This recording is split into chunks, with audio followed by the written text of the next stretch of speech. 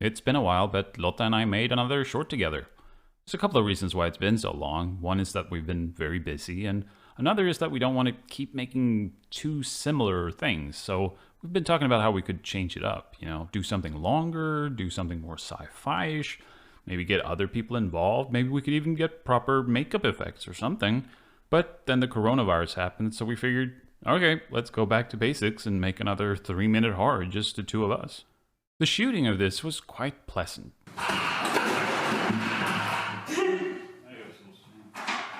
We did it over several days since we weren't in a rush. We couldn't shoot until about 7:30 in the evening after the sun had set, and then we still wanted some of our usual time in the evening to watch TV and hang out, so we'd only work for like a couple of hours each day. It was pretty great. In the day, I could look at the stuff we'd shot and start work on visual effects, and then in the evening, we'd shoot some more. It's funny because recently I did a video about how I don't like fake darkness in horror movies, that it's scarier when things look like they were just lit by a flashlight. Well, for this one, we needed to see the difference between when the flashlight was on something and when it wasn't.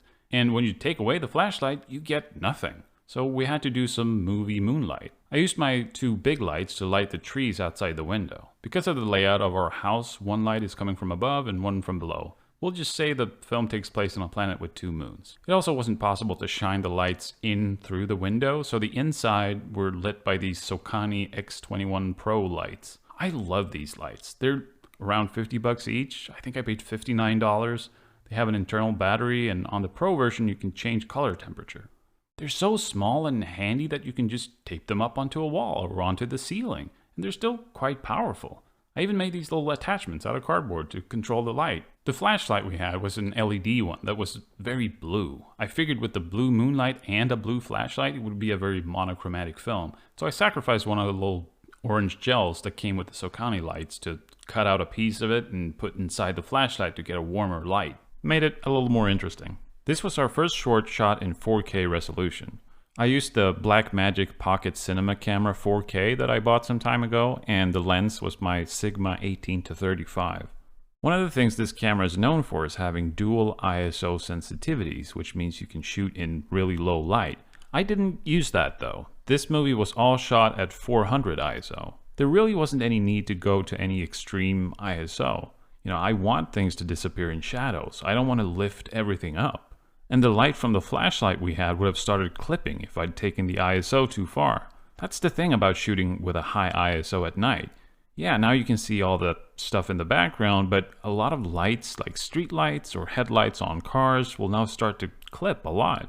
Having the ability to shoot high ISO is great, but the best is always if you can control the light and not just compensate with a high ISO. It might seem a bit counterintuitive, but when you shoot dark scenes in low ISO, you get more dynamic range in the darkness. Likewise, you might think you'd never want to use a high ISO on something like a bright sunny day. Why would you? You have a ton of light. But a higher ISO can actually give you more dynamic range in the brighter parts of an image. This shot at ISO 1000, I exposed to the point right before the sky started clipping. Here I did the same thing, but on ISO 100. I exposed right up to the point before the sky started clipping, and it's quite a difference. Higher ISO can give you more noise though, so there's always some kind of trade-off no matter what you do. There is a lot more to all of these things, and since I've been around online camera discussions before, let's just do this. Please note, I'm not a professional cinematographer. For a comprehensive list of everything I've gotten wrong, check for angry comments below. A long time ago, I was watching some movie. I forget what it was, but I noticed something. It was a night scene that was backlit by moonlight.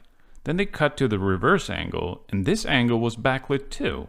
It was as if the moon was always behind everyone, no matter where you looked. It's a good way to get something looking like a moody night. If you light it from the front, it looks like people are standing in a car's headlights or something. If you just raise the ambient light by bouncing a light into a ceiling or just cranking up the ISO on the camera, you'll often get something quite flat and boring.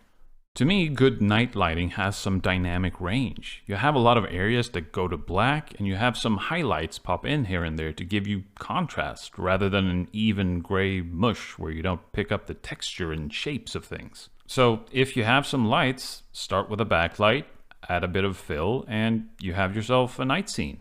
That's what I tried to do in the opening shot of the film. I taped up one of the Sokani lights by the ceiling and then bounced another Sokani light on this door for some fill. It's not perfect. The light started creeping into the shot a bit here, which isn't great. I should have taped up a piece of cardboard to block or something, but, you know, good enough. Out in the tight hallway with white walls, the flashlight bounced around and lit up things pretty well on its own, so just to raise the ambient light a bit, a Sokani light was bounced off the ceiling. As I've mentioned in my video about darkness, when you have someone shine a flashlight towards camera, you need some of that light to bounce back at the actor. Like in this shot, there's a piece of white foam board right next to the camera. For handheld shots, I put on a white shirt so you get a bit of light bouncing off from me, and it makes you look more stylish. On this film, there were a bunch of issues. Some was bad luck, and some was me just not thinking some things through. One of the first visual effects I started working on was Lotta picking up the vase. I didn't have a real plan of how to pull it off, so we just shot Lotta picking up the vase, then miming the same action without the vase. I realized that the way to do it properly was to paint out the vase. Then the arm and the shadow would be totally in sync. So I started working on that, taking bits and pieces from the shot without the vase to patch onto the shot with the vase. I almost had a finished version when I gave up and figured there must be an easier way. One of the things making it really difficult was the shadows moving around from the handheld flashlight. So that evening we reshot it, but this time with the flashlight taped to a tripod so it wouldn't move. Now it was much easier when the two shots had the exact same lighting. Still a lot of finicky work though, like tracking in the missing parts of Lotta's fingers that were covered by the vase. To get the shadow cast on the table, I used F-Spy to figure out the camera position and then did an approximate recreation of the scene in Blender. And I did a quick 3D model of the vase that wasn't perfect, but it was just to cast a shadow. In Blender, if you're using the Cycles render engine, you can make things invisible to cameras, but still see their shadows. And for objects that the shadows fall onto, you can make them shadow catchers, which means that all you get is a shadow with transparent background. Perfect. I was then going to do the first two shots of seeing the shadow of the vase, but I realized that we only shot those shots without the vase. Oops.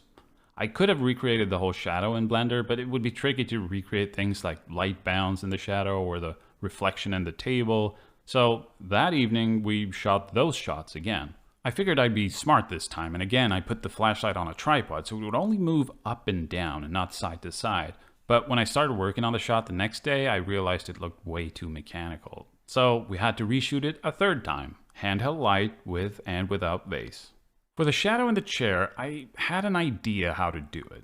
Basically, I figured if you shoot something with lights on and then with lights off, you could use a mat to create a circle and basically get a flashlight effect that you could control and reveal things with mats.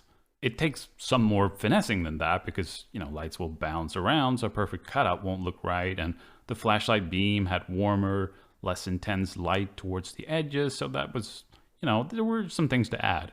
But it seemed like it would work. I did a quick rough test with still images at just HD resolution.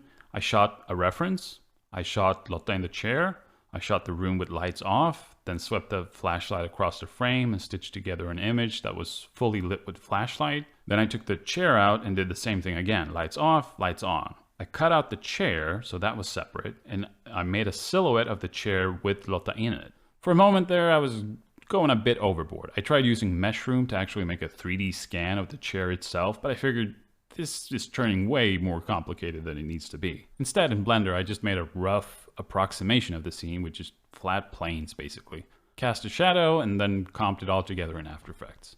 Okay, good enough. We'll need to add a shadow to the chair as well eventually, but the test was successful. So we shot it for real. I figured the body didn't have to move, so I could just use a still image. Then for the head, I put a white poster behind Lotta and lit her as a silhouette to use as a luminance key to get all the hairs and details. I started putting everything together in Blender. I hit render to have a look, and it started working on the first frame. And it worked, and it worked, and it was still on the first frame. See, the thing is, my computer doesn't have a good graphics card. It's certainly not meant for 3D. In fact, even in Resolve, which I use to edit the film, I often get an error that I've run out of graphics memory and I have to restart. I really need to upgrade my computer. Well, this was going to take an eternity, and if I needed to do any changes, it was going to take another eternity. I wish I could have used the Eevee render engine in Blender because it's so much faster, but to my knowledge, it doesn't support the features I needed, like making objects invisible just to camera and shadow catchers. So I figured I'll just try doing it in 2D in After Effects. For the shadow, I just distorted the silhouette I had, and for the movement from the light, I just used a little bit of slant and transform. It's not really accurate. It doesn't even bend along the walls or anything, but I figured it's good enough. The hallway shadow was a different deal though. It really needed to look projected onto the wall. But first we had to shoot all the shadows. This would have been really easy if I'd had a green screen, but I don't. So I figured I'd shoot it kind of like how news programs shoot interviews with anonymous people, light the wall behind them and don't have any light in front. This wasn't great, but I figured as long as I had enough contrast around the hair, I could rotoscope the bodies. It would take time, but I could do that. So I spent the better part of a day rotoscoping before I stopped. I realized that you just lose too many little details this way. The silhouette becomes too perfect and smooth, and you don't get the little hairs and all the little things. I was just gonna have to reshoot it. And I was so angry. I was really happy with my performance as the hallway shadow. I'd cut everything together with this timing. I figured we're done shooting, and I just wanted to get the damn movie done. So in a really pissy mood, I cleared out a bunch of furniture, got every white sheet we have, and just gaffer taped the shit to the walls and the floor. I made sure to block the light from hitting me and Lotta, and I also mounted the camera sideways to get as much resolution as possible since I wanted to shoot us from head to toe. Now I had done everything in my power to shoot the best silhouettes possible. And now it was much easier to just play around with contrast and a little bit of masking to get something usable. Now for the problem of getting my shadow onto the hallway walls. I was thinking there has to be a way to do it with Blender's faster Eevee render engine. And I had an idea. You can use a camera as a texture projector.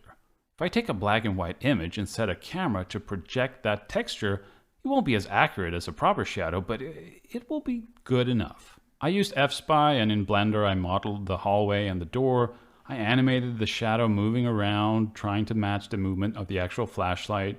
I render it out and I have a look. The texture itself was animated, but it wasn't sliding across the walls. I guess I was too subtle in my animation, maybe? So I animated it again, this time taking things a little further. I render it out and I have a look.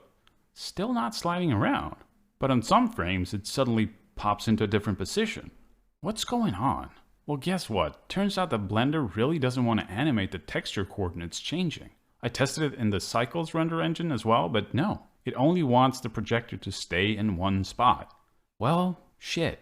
I need the shadow to move around with the light to sell the effect. If I take this render without any movement and then add some distortion and movement in After Effects afterwards, then the shadow won't line up with the geometry of the door. God damn it. Well, maybe if I keep the distortion really subtle, you won't be able to tell. And looking at real shadows, they don't move around that much. So I tried it out and it was good enough. For the shadow growing in the hallway, I had to animate the size changing in After Effects before I took that into Blender. Now, keeping with the spirit of everything giving me problems, the title was a giant hassle as well. I figured this is just a nodal pan, this won't be hard to track. Well, guess what? The camera wasn't in the right position on the tripod to make a nodal pan. So now this really dark shot with very limited 3D movement was nearly impossible to track. I tried a bunch of different things, After Effects camera tracker, for example, just couldn't handle it. Eventually, I forced Blender to calculate it as a nodal pan, which gave some problems, but I deleted all the keyframes except the sideways rotation. It wasn't perfect, but it was good enough. Like our previous shorts, all of the sound was done in post. I did keep my Rode video mic on the camera, hoping to use some of the real breaths and dialogue, and the audio wasn't bad, but it didn't blend really well with the stuff we recorded afterwards, and you just have so much more control if everything is recorded separately. During the making of this, I was telling Lotta that, man, there's been so many issues and problems on this movie. It just feels like everything is trying to be as difficult as possible. And then my tooth fell out. Like, god damn it. See, I have a temporary crown in my mouth at the moment because before this whole corona thing, I was scheduled to put in a proper one, but I have to make do with a temporary one for now. Well, without the crown, the nerve in my tooth is extremely sensitive. I managed to get a hold of my dentist and asked, what are my options here? I mean, no dentists are open. Well, she told me I could actually buy some dental glue at a pharmacy and put it back in myself. So, yay, DIY filmmaking and DIY dentistry. In the past, I've talked about how there's always that moment halfway through a project when I lose all hope and I want to give up. And indeed, it happened on this film as well. Not during shooting, that was very pleasant. It was when I started putting together the shot of my silhouette in the hallway. I just thought it looked so bad and amateur-like, and I had a mini breakdown. I was like, I'm supposed to be a professional filmmaker at this point. Why do I still suck so much? But I must have been doing something right. I mean, the films I've directed have done really well. But shitty movies by awful filmmakers make money all the time. My movies have been well received. None of them have been rotten. What is going on here? Has everything just been a fluke? Am I like Chance Gardner and being there or something? Am I just falling ass backwards into good things? Who even cares? This virus is gonna kill us all! But then I took a breath. I talked to Lotta for a bit. This is just something we're doing for fun. No need for an existential crisis. So I started mixing the sound, and like always, I used Reaper for this. And you know what? As soon as I was getting some proper sound in there, I felt, this isn't terrible. It feels kind of like the shorts we used to make. For the sound, I used a lot of assets I already had. The place we live in now has pretty creaky floors, but they're not quite as nice as the apartment we had in Gothenburg when we made Lights Out, so I used a lot of those. The droning sound is a tuba sample from Reason that I just slow down to different speeds and layer in different ways. The big hit when my shadow starts moving used elements of the Lights Out sting that I also did in Reason. The whole thing was edited and put together in Resolve. As I was getting close to finish, I wanted to render out a version to have a look at on different devices, so I hit render, but Resolve gave me an error. Okay, that's weird. Let's save and restart. Resolve tells me I can't save the file. What? Then all of a sudden, all the media goes offline. So I take a look at the hard drive in Windows, and it shows up as completely empty. No. I plug it into my laptop instead. I can see files here. The Resolve database for the project is on the same hard drive. I open it up on my laptop, and the project isn't there. My heart was beating so fucking fast, and I was breaking into a cold sweat. This goddamn movie. With shaky hands, I tried connecting again to my laptop, and this time, the project did show up in Resolve. Okay, before things go to shit again, let's back up what I can. What seemed to have happened was the hard drive got completely full and started freaking out, and some files got corrupted. One of them was the opening shot, but luckily it was the rendered out version and not the original file, so I was able to render it out again. And you know, there was some more sound mixing and color grading that could have been done on the movie, but at this point I decided to just step away and say this movie is good enough.